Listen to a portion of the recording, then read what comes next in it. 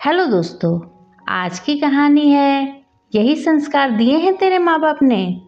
शिल्पा ने अपनी सास से बोला, माँ जी आज क्या बनाऊँ खाने में। पुष्पा जी बोली, पूछ तो ऐसे रही है जैसे रोज हमसे ही पूछकर बनाती आई है। तो शिल्पा ने कहा, जिस दिन पापा जी मंडी जाते हैं, मंडी से एक साथ कई सब्जी लाते हैं तो हमेशा पूछकर ही बनाती आई हूँ, लेकिन जब आप लेती हैं तो एक ही लेती हैं, उसमें भला क्या पूछना। पुष्पा जी गुस्से से चिल्लाते हुए बोली, जबान तो कैंची जैसी हो गई है इसकी, हर वक्त चलती रहती है। देखो तो कैसे जवाब देती है, जैसे संस्कार दिए हैं मायके वालों ने वैसे ही तो दिखाएगी यहाँ। ना खाना बनाना आता है ना घर के काम, बस बहस करवा लो महारानी से। शिल्पा बोली, माँ जी आप मेरे संस्कार की बात ना करें, मुझे भी आपसे बहस नहीं करनी। बताना हो तो बताइए, नहीं तो और भी काम है मेरे पास, बच्चे आते होंगे स्कूल से। शिल्पा इतना कहकर रसोई घर में चली गई। ये शिल्पा के ससुराल में रोज होता है। उसके और राज के विवाह को 10 साल पूरे हो चुके हैं। 10 साल तक चू भी नहीं किया शिल्पा ने। बस सुबह से शाम तक सास ससुर, देवर ननद, पति, बच्चों की खातिरदारी में ही लगी रहती। देवर का अभी पिछले साल विवाह हुआ। देवरानी जी ऐसी आई कि 1 साल में ही सास से तंग आकर देवर के साथ अलग रहने लगी। इसके बाद भी सास को शिल्पा ही बुरी लगती। पुष्पा जी कहती, छोटी बहुरिया पढ़ी लिखी है, नौकरी करती है वहाँ, इसलिए चली गई घर से। कभी उसकी बुराई नहीं की, क्योंकि वो दहेज में शिल्पा से दुगने पैसे जो लेकर आई थी। ऊपर से उसके पिता, बड़े भाई, छोटे भाई सभी सरकारी पद पर ऊंचे ओहदे पर थे। आते तो हमेशा खूब सामान देकर जाते पुष्पा जी को, जो पुष्पा जी की जुबान बंद करने के लिए काफ़ी होता था।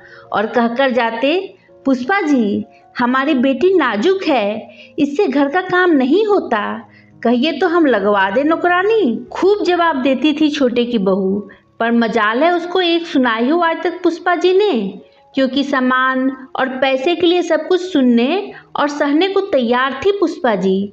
दूसरी तरफ बेचारी शिल्पा गरीब परिवार से थी। पिताजी किसान थे, एक भाई था, वो भी मानसिक रूप से ठीक नहीं था। इस वजह से बेचारी को हमेशा ताने सुनने पड़ते।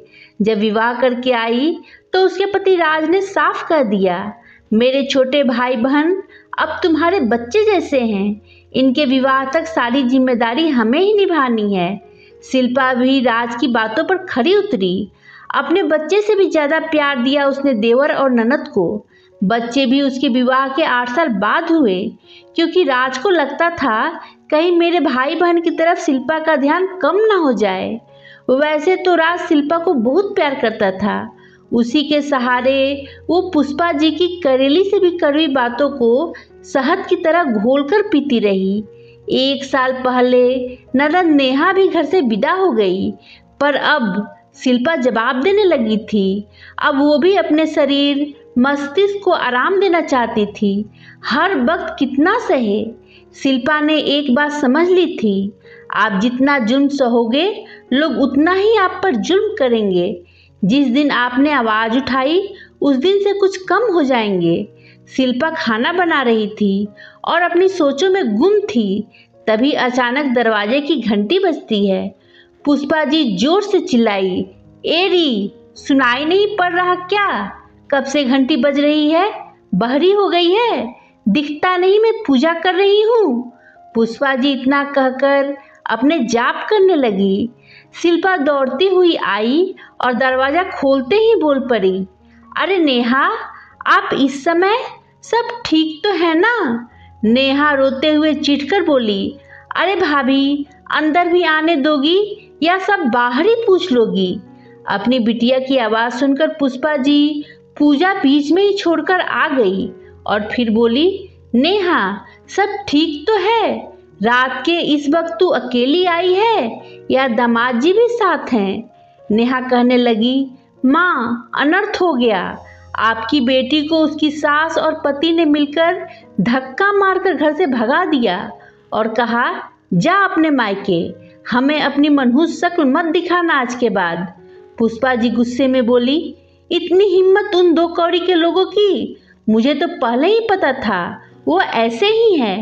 पर राज के बापू कहाँ मानने को तैयार थे, कहते बहुत संस्कारी लोग हैं, दिख गए उनके संस्कार। तू रो मत बिटिया, आने दे राज और तेरे बापू को, फिर देखते हुए उन लोगों को। शिल्पा बोली, माँ जी, किसी भी फैसले पर पहुंचने से पहले नेहा से पूछ तो लीजिए कि बात क्या हुई। नेहा बताओ ना क्या हुआ। जीजाजी तो काफी सुलझे हुए सरल स्वभाव के हैं, मुझे नहीं लगता कि वो बेवजह इस तरह बदतमीजी से बात करेंगे आपसे। पुष्पा जी बोली, हाँ हाँ, तुझे तो मेरी नेहा ही गलत लगेगी। जब से आई है बस हम माँ बेटी के पीछे ही पड़ी रहती है। शिल्पा बोली, माँ जी, मैं नेहा से बात कर रही हूँ, आपसे नहीं। तो बेहतर है आप थोड़ा चुप रहें। तो बोलिए नेहा, क्या बात हुई। नेहा फपक कर रोने लगी और कहने लगी, भाभी, मेरी कोई गलती नहीं, आप ही बताइए, किटी पार्टी जाने में भला क्या बुराई है। आजकल सभी लेडीज जाती है। मैंने बस इतना कहा, मैं किटी जा रही हूँ, मम्मी का खाना नौकरानी बना देगी, कोई ज़रूरत हो तो बता देना। तो आपके जीजाजी बरस पड़े, कहते हैं, दिखता नहीं माँ की तबीयत कितनी खराब है। तुम्हारा ये रोज रोज का बाहर जाकर पैसा खर्च करना मुझे पसंद नहीं। अब आप ही बताइए, उनकी माँ तो हमेशा से ही बीमार रहती है, तो क्या मैं अपनी ज़िंदगी जीना छोड़ दूँ। बोलते हैं तुम जब से आई हो घर में नौकरानी का खर्चा, तुम्हारे अनाप शनाप खर्चे इतने हो गए हैं। मुझे छोटी की शादी भी करनी है, इन सब चीज़ों के लिए पैसा नहीं है मेरे पास। मुझे भी गुस्सा आ गया, मैंने भी कह दिया, भाभी, कंगालों के घर शादी हुई है मेरी, मेरे तो कर्म फूट गए। एक बीमार औरत, एक कंजूस पति, कुंवारी ननद के बीच पीस कर रह गई हूँ मैं ऐसे ही रहूँगी, नौकरी कर लूँगी पर अपने शौक नहीं छोड़ूंगी। बस इसी बात पर इतना सुनाया भाभी, कहने लगे कि नौकरी करनी है तो अपने मायके जाके कर, यहाँ माँ की सेवा करनी होगी। मैं आ गई इसीलिए, अब मैं उस घर में कभी नहीं जाऊंगी भाभी, कोई वहाँ मुझसे प्यार नहीं करता। शिल्पानंद नेहा की पूरी बात सुन नेहा के आंसू पोंछते हुए बोली, ऐसा नहीं है नेहा कि कोई आपसे प्यार नहीं करता, गलती आपकी भी है। पुष्पा जी गुस्सा होते हुए बोली, ये क्या बोल रही है तू, एक तो वो इतनी परेशान है, तू उसी को गलत बोल रही है। यही संस्कार दिए तेरे माँ बाप ने तुझे कि अपनी ननद को उल्टा जवाब दे। फिर शिल्पा ने पुष्पा जी की तरफ देखते हुए बोला, माँ जी, आप बार बार क्यों मेरे मायके और संस्कार को बीच में लाती हैं। और माँ जी, आप संस्कारों की बात तो कीजिए ही मत, ये आपके ही संस्कार हैं जिस कारण नेहा अपना स्वर्ग जैसा ससुराल छोड़कर लड़ झगड़ कर यहाँ आई है। अगर संस्कार दिए होते तो अच्छे बुरे की पहचान करना आता। इन्हें मैंने कभी अपनी ननद नहीं, हमेशा बेटी माना है। जब इस घर में आई थी 9 साल की थी नेहा, मैंने इनसे कहा, कितनी छोटी है मुझसे। उन्होंने कहा, नेहा मेरी बेटी जैसी है, उसकी आंखों में कभी आंसू मत आने देना। और मैंने ऐसा ही किया। और नेहा, क्या गलत कहा जीजाजी ने, पता है आपको, जब मैं ब्याह के आई यहाँ तब आपके भैया ने साफ कह दिया, मैं कोई खर्चा नहीं दूंगा तुम्हें फिजूल खर्च के लिए। मेरे सामने 2 बड़ी जिम्मेदारियां हैं, मेरे छोटे भाई बहन, पिताजी बीमार रहते हैं, आमदनी का जरिया सिर्फ मेरी छोटी सी नौकरी है। आप लोगों की देखभाल के कारण ही हम लोगों ने कोई बच्चा नहीं सोचा और रोज रोज के माँ जी के ताने भी सहे। लगता है बाँझ ही रहेगी ये, जरूर कोई कमी है इसमें, तभी बच्चे नहीं हो रहे हैं। अरे हमारे कर्म फूटे थे जो ऐसी बहू हमें मिली, तब मेरे स्वाभिमान को ठेस पहुंची। मैंने कह दिया आपके भैया से, समाज मुझे जीने नहीं दे रहा, अपना फैसला बदल दो, एक बच्चा कर लेते हैं, आपके भाई बहन की कोई अनदेखी नहीं होगी। तब जाकर गुड़िया मेरी गोद में आई। दिन भर माँ जी के ताने, घर के कामों में लगी रहती। शायद ही कभी मैंने बाजार का रुख किया हो, मन मार कर रह जाती। अगर मैं भी आपकी तरह घर छोड़कर चली जाती तो क्या जो स्थिति इस घर की है वो होती। आप अच्छे से जानती होंगी नेहा, क्या मैंने कभी आपको कुछ गलत समझाया, प्यार में कोई कमी रखी। आप बहुत किस्मत वाली हैं, जो जीजा जी के रूप में आपको बहुत ही समझदार और बेइंतहा प्यार करने वाले पति मिले हैं। आप यहाँ झगड़ा करके तो आ गई, पर वहाँ जीजा जी का क्या हाल हो रहा है क्या आप जानती हैं?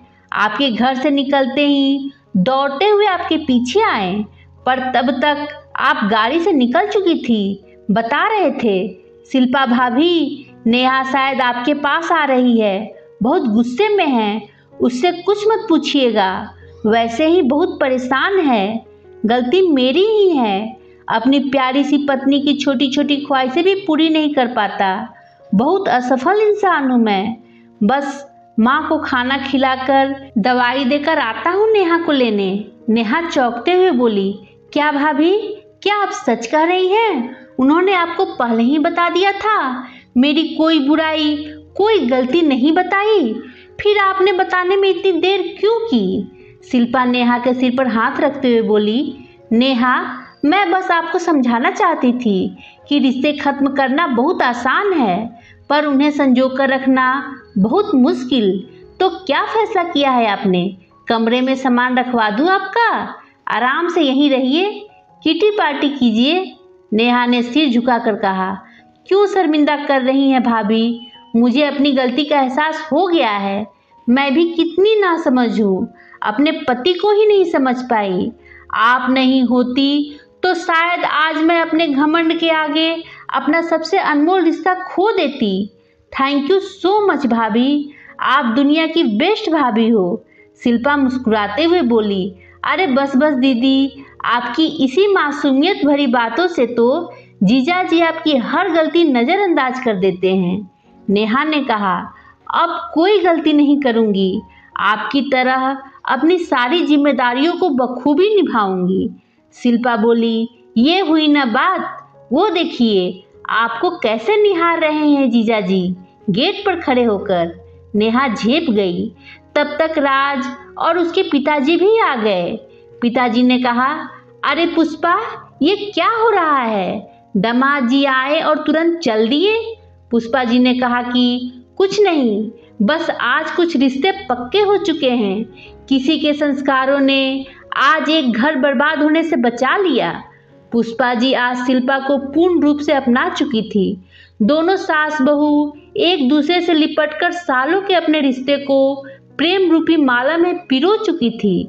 पुष्पा जी के मुंह से बस इतना निकला, हे ऊपर वाले, मेरी शिल्पा जैसी बहू सबको देना।